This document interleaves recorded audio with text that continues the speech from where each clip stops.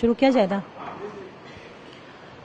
आज बिहार प्रदेश Janata Dal United party कार्यालय में एक बहुत ही महत्वपूर्ण एवं गंभीर विषय पर प्रेस वार्ता आयोजित की गई है और इस आयोजित प्रेस वार्ता में आए हुए हमारे प्रिंट एवं इलेक्ट्रॉनिक मीडिया के तमाम बंधुगण, छायाकार साथियों और आज के प्रेस वार्ता में हमारी पार्टी के माननीय राष्ट्रीय प्रवक्ता सह बिहार राज्य स्वर्ण आयोग के माननीय उपाध्यक्ष हमारे बड़े भाई श्री राजीव रंजन प्रसाद सर, आज के प्रेस वार्ता में मौजूद हमारे पार्टी के media panelist Shri Madhurendra Pandey sir और तमाम साथियों।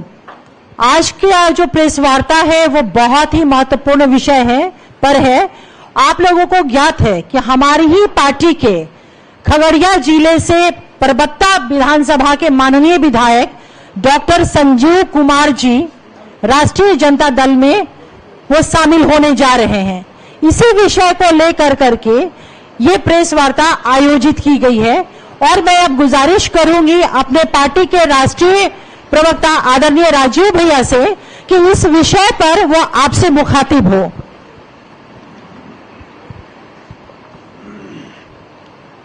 आज परबत्ता से जनता दल यूनाइटेड के विधानसभा सदस्य संजीव कुमार राष्ट्रीय जनता दल की सदस्यता लेने जा रहे हैं। देखिए, यह अप्रत्याशित नहीं है।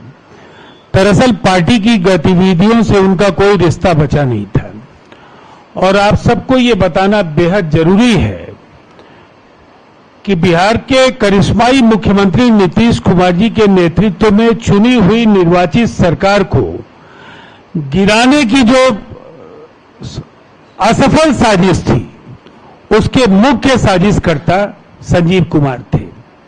इस पूरे प्रकरण की आर्थिक अपराध इकाई जांच कर रही है और ये संजीव कुमार को पता था कि बहुत जल्द पार्टी उनको बाहर का रास्ता दिखाएगी। अभी हमारा 27 सितंबर को परबत्ता विधानसभा का जो विधानसभा क्षेत्र एनडीए सम्मेलन पूरे राज्य में हो रहे हैं, तो 27 सितंबर को वहां उनकी अनुपस्थिति के बावजूद 10,000 से भी ज्यादा पार्टी के कार्यकर्ताओं ने उसमें हिस्सा लिया और जोरदार तरीके से एक स्वर से पांचों जो एनडीए के घटक दल हैं उनके नेता और कार्यकर्ताओं ने परबत्ता में जीत का संकल्प लिया। पूरे बिहार में नीतीश कुमार जी के नेतृत्व में एनडीए की प्रचंड लहर की तरह परबत्ता में भी वहां जनता और कार्यकर्ता संजीव कुमार के साथ नहीं थे, इस बात का उन्हें एहसास हो गया था और इसीलिए यह अप्रत्याशित नहीं है। और ऐसे लोगों के चले जाने से पार्टी की सेहत को कोई फर्क नहीं होगा, उल्टे पार्टी ज्यादा मजबूत होकर निकल आएगी और अवसरवादियों के बाहर निकलने के बाद हम ये कह सकते हैं कि पार्टी के कार्यकर्ता ज्यादा खुद को सम्मानित महसूस कर रहे हैं। अब देखिए, जो ये बिहार में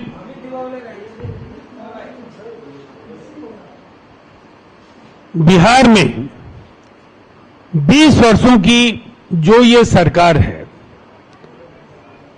आज पूरे राज्य में प्रो इनकम्बेंसी विपक्ष की ओर से, तेजस्वी यादव की ओर से लगातार ये कहा जा रहा है, वो एक्स के हैंडल पर और सभाओं में वो कहते हैं कि 20 साल की सरकार है, एंटी इनकम्बेंसी है। हमारा करारा जवाब उन्हें सुनना चाहिए और तब उन्हें समझ में आएगा जब वो बिहार की जनता की भावनाओं को समझेंगे।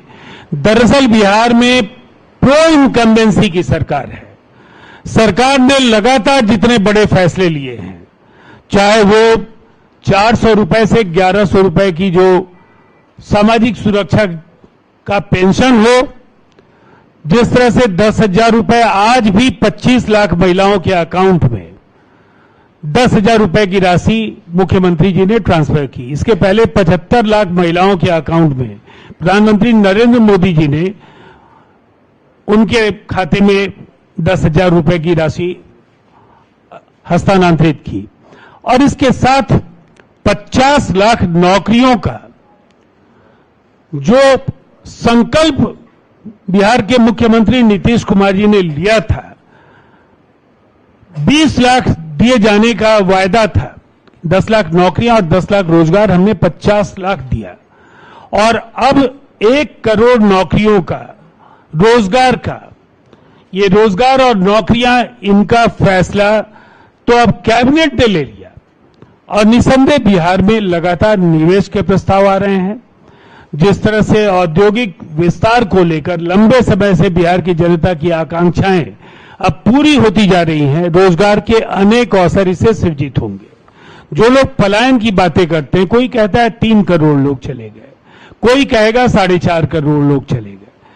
ये जातीय सर्वे 45 लाख लोगों के राज्य से बाहर होने की आधिकारिक पुष्टि करता है और इसमें से भी 2 श्रेणियों में लोग हैं। बलात् बिहार से जिन लोगों को लालू जी और राबड़ी जी के कार्यकाल में धकेला गया अपनी जान बचाने के लिए, जो गरजते बंदूकों के बीच से खुद के प्राण बचाने के लिए लोग बाहर जा रहे थे, उद्योगपतियों का पलायन हो रहा था, कामगार रोजगार की तलाश में बाहर जा रहे थे, बेरोजगार नौजवान बाहर जा रहे थे। आज तो रिवर्स माइग्रेशन बिहार देख रहा है और आप समझ सकते हैं कि कोरोना के बाद बड़ी संख्या में लाखों लोग बिहार लौटकर रोजगार कर रहे हैं। ये संभावनाओं की धरती है और इस राज्य को गुमनामी के अंधेरों से आज एक ऐसी मुकम्मल ऊंचाई नीतीश कुमार जी के नेतृत्व में मिली है कि हम कह सकते हैं 2025 में जब हम एक अपराजेय जनादेश के साथ एनडीए की सरकार बिहार के करिश्माई मुख्यमंत्री नीतीश कुमार जी के नेतृत्व में बनाएंगे, तो फिर विकास का जो भी एक स्वरूप जिसकी कल्पना आप करते हैं और जो भी बचे काम हैं, केवल वही पूरे नहीं होंगे। विकसित बिहार का जो सपना हमारे बिहार के लोग लंबे समय से देखते आए हैं, वो भी पूरा हो पाएगा। धन्यवाद।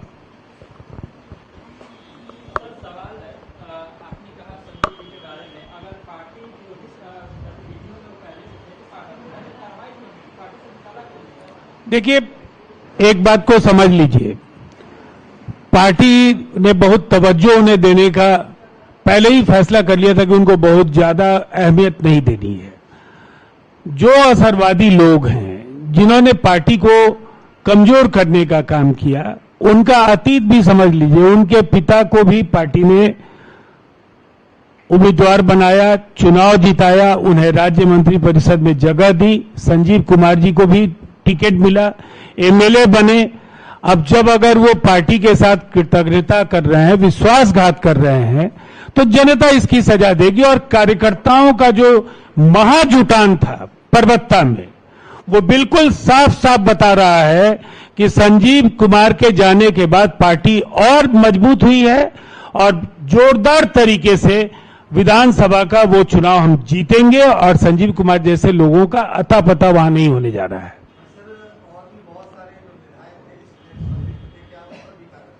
देखिए, अब तो ईओयू की जो जांच हो रही है, मैंने आपको पहले भी कहा कि कुछ विधायकों के साथ संजीव कुमार एक निर्वाचित सरकार को गिराने की साजिश के, असफल साजिश के मुख्य साजिशकर्ता थे।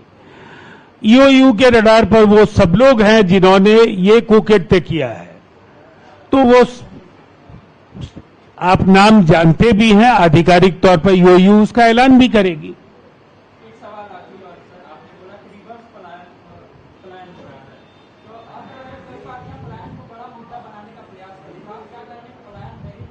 नहीं, मैंने ये कहा कि बिहार में जो लोग पलायन के लिए जवाबदेह हैं, वो पलायन पर हमसे हिसाब मांग रहे हैं।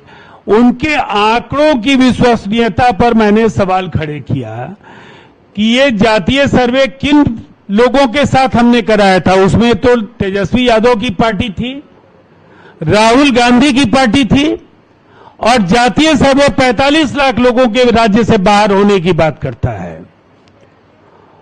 तो 3 करोड़ 4.5 करोड़ जो ये अलग अलग नेताओं के जितने बयान हैं वो सभी बयानों में कोई एकरूपता नहीं है, लेकिन ये आंकड़े आधिकारिक हैं और इन आंकड़ों को जारी करने वाली जो सरकार थी उस सरकार की ये दोनों हिस्सा थे।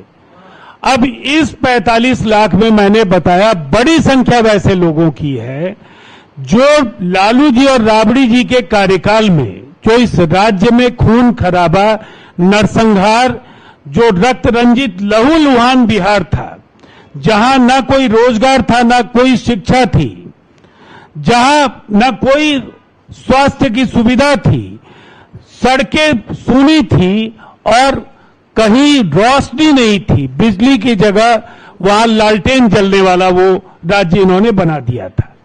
वहां से बिहार निकला है। से 1990 के पहले जो कांग्रेस और राहुल गांधी का मॉडल है, दूसरा मॉडल है 1990 से 2005 जो तेजस्वी यादव की पार्टी का मॉडल है, और तीसरा मॉडल है 2005 से 25। जनता को तय करने दीजिए।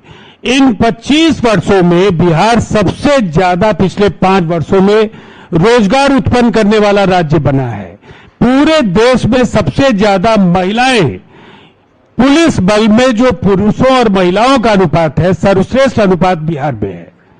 बिहार में साइकिल और पोशाक से जो सशक्तिकरण की यात्रा है, पंचायती व्यवस्था से लेकर के स्थानीय निकाय, और आज ये जीविका का एक शानदार मॉडल जिसको देश ने आजीविका के नाम से अपनाया है, बिहार में संभावनाएं हैं, उम्मीदों का राज्य बना, इसका श्रेय नीतीश कुमार जी को जाता है। एक सवाल है कि चुनाव आयोग की आने वाली है, सीट शेयरिंग का मामला अभी तक हुआ नहीं है, कितना वक्त लगेगा? देखिए, आयोग का काम अपना है, सीट शेयरिंग एक नियमित प्रक्रिया है और कहीं कोई असमंजस नहीं है।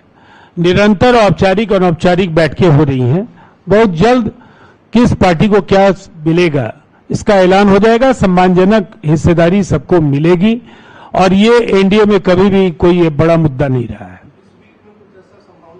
नहीं, मैं किसी समय सीमा में नहीं बांधूंगा, लेकिन मैं कहूंगा अब तो चुनाव ही अब कुछ दिनों की बात है, तो बहुत जल्द आपको कई फैसले देखने को मिलेंगे। इस प्रेस कॉन्फ्रेंस में आए तमाम प्रिंट मीडिया और इलेक्ट्रॉनिक्स मीडिया के साथ साथ सोशल मीडिया के तमाम पत्रकार बंधुओं को आभार व्यक्त करते हुए बहुत बहुत धन्यवाद देता हूं। थैंक यू, धन्यवाद।